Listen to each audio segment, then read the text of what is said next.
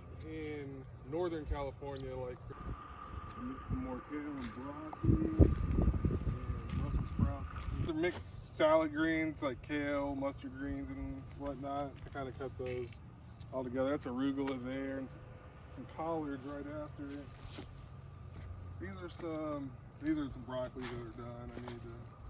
I'm pretty much gonna let this half rest all winter.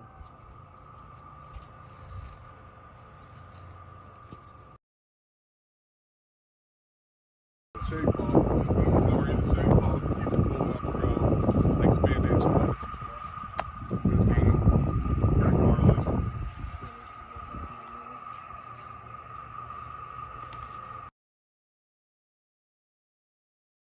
This front half is radishes, turnip greens, some more carrots. I'm trying some late summer squash there on the left. Put those in there right now. I'm testing out doing them this late here. I added little heaters to this one, or big heaters to this one and the next one over.